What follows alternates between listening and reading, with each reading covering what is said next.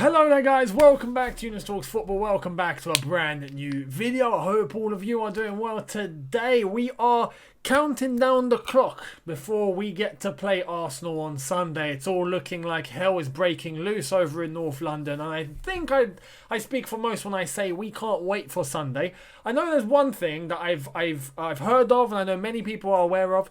Arsenal fans seem to be having a protest on Sunday. And that's before the game against the Cronkies. I don't know if it's going to be against Edu, against Arteta. But can I just say, please don't make it large enough so then the game gets postponed or disrupted. Because we actually want to show up and play. Fingers crossed we don't end up what we saw with Man United versus Liverpool. Where that game had to be moved to the next day. Or to like 2-3 days afterwards. I forgot when it was actually played. But yeah, can we not have that? Because we actually want to play on Sunday. We fancy our chances. Hopefully all goes well. Now in the lead up to that Arsenal game, it's coming quick. So tomorrow will be another video or double upload. I might give you guys a double upload tomorrow, so keep your eyes peeled. And then on Saturday, I will be doing the preview for the Arsenal-Chelsea game. And I'll be going on Lee Gunner's channel. Yes, for those of you that know Lee Gunner, fantastic. If you don't, check out Lee Gunner. Make sure you're subbed. Myself and Tony, who I was with on 100% Chelsea those years ago, me and him are going to be guests on Lee Gunner's channels to preview the Arsenal-Chelsea game. So make sure you guys are peeled on Saturday for that one. Now, let's get into today's nitty-gritty. There's a whole midfield situation at Chelsea now. Because we have signed Lukaku. That's done. We know that we're linked with Koundé. He's a defender. But Chalobah has all of a sudden come out of the blue and shown that he can actually compete at the highest level. He's got 2 man-of-the-match performances in his last 2 games, and he's done absolutely incredible. So now he's put a spanner in the works. Do we still go for Koundé? Do we not? But many Chelsea fans all agree that we need a midfielder. We need someone to sort out our midfield problem. Why? Because in the event of injuries, we won't have anyone. Kante has just missed the last one because of the whole injury concern that he picked up at the Super Cup. I'll speak about Kante and I'll speak about Ziyech a little later in the video, so make sure you guys stay tuned. But if Kante gets injured, for example, or any midfielder, and then another one, Jorginho or Kovacic, for example, gets injured as well, just like we had last season, we'll have no one. We'll have like a Kovacic on his own, or a Jorginho on his own, or a Kante on his own, and no one to play alongside. Why? Because Billy Gilmore's gone out on loan. Who do we play? What happens? So in the lead up to this dilemma, a lot of people said we need to go and get a midfielder. We need to go and get Declan Rice. And for those that think it's too expensive, they said we need to go and get Tchouameni. Let's go and get Tchouameni. And for those that think that there's a solution in-house, some have advocated for Ampadu. Some have advocated for, well, no one's advocated for Bakayoko, that's for sure. But he'll be heading off to AC Milan, it seems, so we'll wait and see what happens with him. Some have advocated for Loftus-Cheek to be converted into someone that can play in that role. So we need to try and figure out what we're going to do.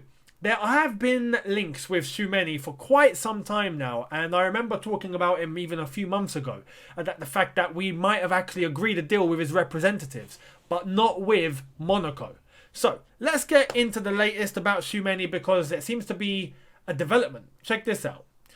So from Simon Phillips, he says, hearing Chelsea have held fresh talks with Tchouameni reps, some big decisions to make in the final stages of the window. Now, what are these big decisions? You've got to put all things on the table here, because it'd be nice to go and sign a midfielder. I'm all for it, but there is a but. I understand where people might think Declan Rice too expensive. Cool, all right, I'll accept it. Fine. You know, we're not going to spend 100 million on Declan Rice after spending 97.5 on Lukaku. We're not going to do it. Or spend on a Declan Rice, for example, only to spend more money on a Koundé.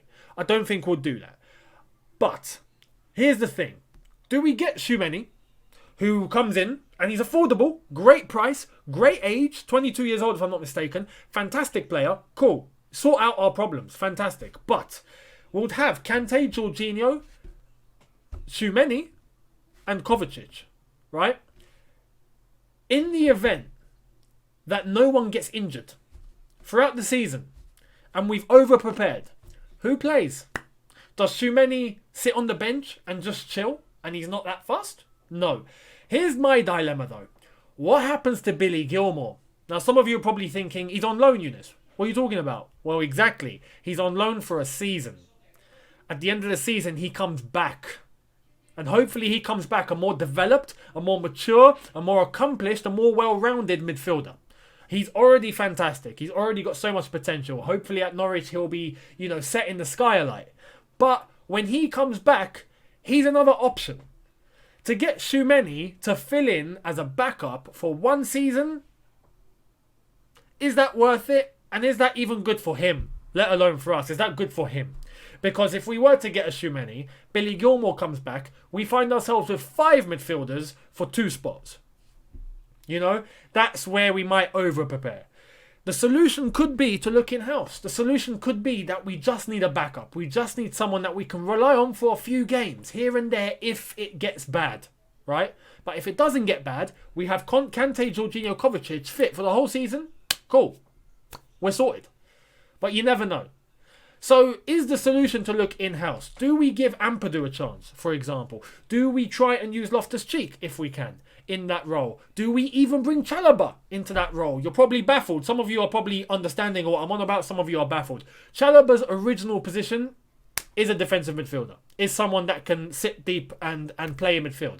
And then he played as a defender, and look at him as a defender, fantastic. But his original position is a central midfielder. So we could use Chalobah. And we have options at the back if we were to get a Koundé, for example. But we have Reece James. We have Azpilicueta. We're covered there. Can Chalobah fill in as the backup if we need him? I'd like to think that's the solution. I'd like to think that if it comes to it, we use Chalobah. Or we can use Ampadu.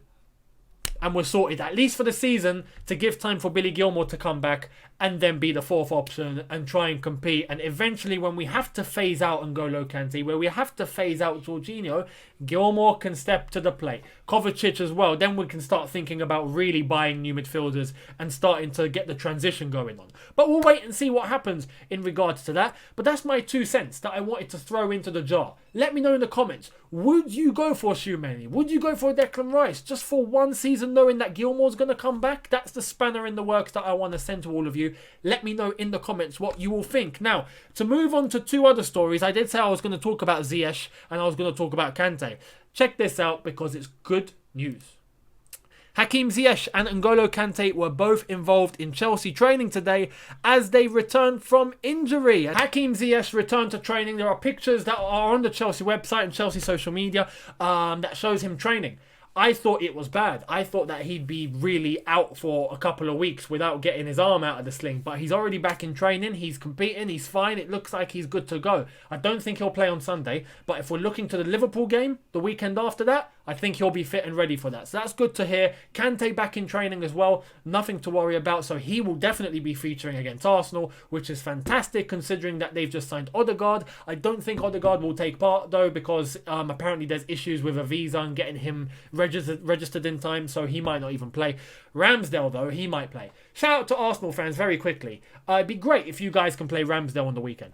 If you could, that would be fantastic. Because against Brentford, Leno did actually pull off a few saves. And if it wasn't for Leno, I think they would have lost about 4 or 5-0. So if you could play Ramsdale, fantastic. Anyway, we'll see. We'll see what happens. Now, to round off the video with some excellent news here that all of you are going to be absolutely chuffed with. Check this out. So, breaking. Kante, Jorginho and De Bruyne have made the 3-man shortlist for UEFA Player of the Year. The other top 3 are Kante, Jorginho, De Bruyne. Then you have Messi, Lewandowski, Donnarumma, Mbappe, Sterling, Ronaldo and Haaland in 10th. And that is the top 10. But the 3 that have made the shortlist are Kante, Jorginho and De Bruyne. Now, what baffles me in that is how Haaland finished 10th. When he actually had the most impact as a striker. He scored the most goals in the competition, if I'm not mistaken. So, how he got there, I don't know. I don't know. He should be a lot higher. He should probably be 4th, if I'm being completely real with all of you. Maybe in and amongst Mbappe, you could say Sterling, Lewandowski, yes, but the rest, I don't really get why they're there. Anyway, that's a different story for a different day. Kante, Jorginho, De Bruyne are top 3 for Player of the Year. Fantastic. It's got to go to one of the Chelsea boys, surely. I reckon Jorginho will get it because of the impact he's had and the Euros he's had and all of that. But I wouldn't be surprised if Kante got it too. We'll see. It's nice that those two players are the ones that are recognised and are in for the running. They deserve it. Both of them are winners. Both of them deserve to win it. Unfortunately, there can only be one. So we'll see. They're both in for the team of the season as well. If I'm not mistaken, every single category for the UEFA Awards, including Men's Player of the Year, Women's Player of the Year, Men's Coach of the Year, Thomas Tuchel is a nominee alongside Guardiola, and I'm not sure what the other manager is. For the Women's Manager, Emma Hayes is there as a nominee for Women's Coach of the Year. It's just Chelsea filled. Chelsea have completely filled it. Beautiful. Couldn't be more proud. That is what we want to see.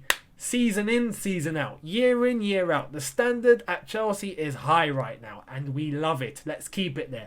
Let me know what you think in the comment section below. Let me know who you think are going to win the awards at the UEFA Awards for, obviously, for last season. Let me know. I'd love to hear it. Thank you all so much for watching. Hit that subscribe button if you are new. Hit that notification bell to be notified once I've uploaded. Smash the like button if you're new. Thank you all so much. And if you've enjoyed it, and I'll see all of you tomorrow for a double upload. I'll give you a football video, general football video of other news that's going on elsewhere. And then I'll give you a Chelsea video to round up the day. So I'll see all of you then. Have a good one. Look after yourself. See you tomorrow. Take care and peace.